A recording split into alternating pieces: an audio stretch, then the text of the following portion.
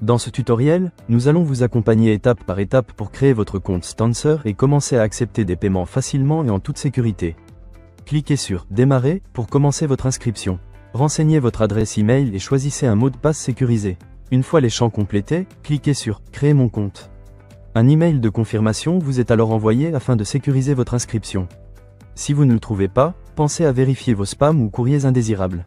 Une fois l'adresse confirmée, vous pouvez reprendre l'onboarding. Pour créer votre compte, renseignez vos informations personnelles, puis choisissez si vous souhaitez recevoir des offres personnalisées avant de cliquer sur « Continuer ». Pour passer à l'étape suivante, veuillez confirmer votre numéro de téléphone. Saisissez le code de vérification reçu par SMS, puis cliquez sur « Valider ». Nous allons maintenant compléter les informations de votre organisation. Commencez par choisir le pays de domiciliation. Ensuite, recherchez votre organisation en saisissant votre numéro SIREN ou SIRET, ou tapez le nom de l'entreprise. Sélectionnez la suggestion correspondante. Si votre organisation n'apparaît pas, vous pouvez saisir les informations manuellement. Vérifiez ensuite les champs pré-remplis. Pour finaliser cette partie, importez votre CABIS ou document équivalent. Quand tout est prêt, cliquez sur « Continuer ». Place au paramétrage de votre activité. Sélectionnez votre domaine d'activité. Ensuite, décrivez votre activité commerciale. Puis indiquez le montant moyen d'une transaction, votre chiffre annuel en moyenne et pourquoi vous utilisez Stancer. Si vous encaissez sur Internet, indiquez l'adresse de votre site web.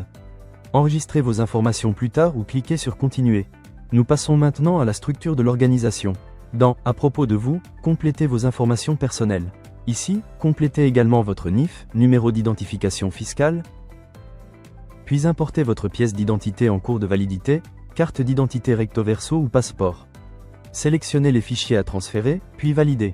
Une fois les documents ajoutés, renseignez le numéro du document, la date de délivrance et la date d'expiration. Enfin, indiquez si vous êtes représentant légal de l'organisation et ou bénéficiaire effectif. Cliquez sur « Continuer ». Vous arrivez maintenant sur la page représentants légaux. Vous devez déclarer l'ensemble des représentants légaux de l'organisation. Vous retrouvez ici un récapitulatif avec les informations saisies.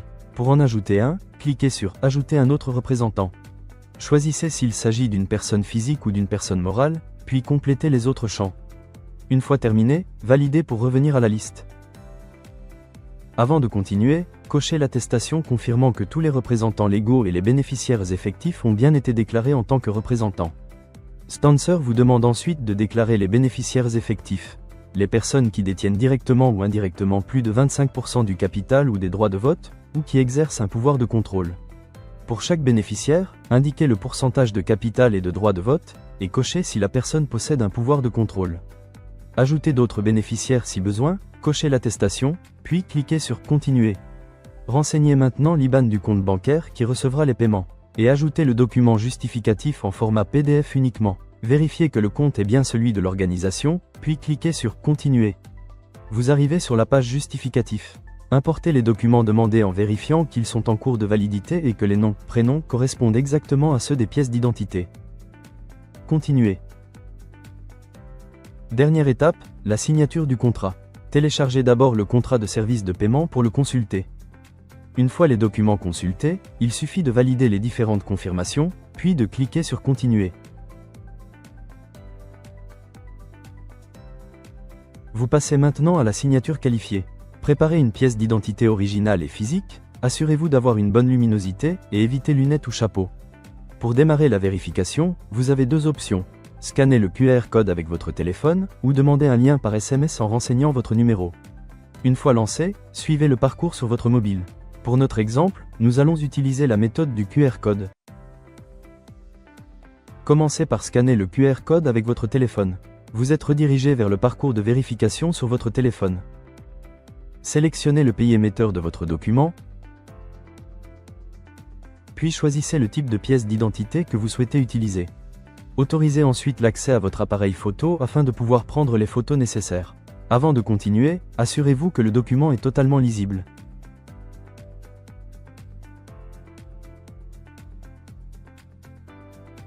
Prenez une photo du recto de votre pièce d'identité, puis vérifiez que l'image est nette avant de la confirmer. Laissez-vous ensuite guider et suivez les étapes pour photographier votre pièce d'identité.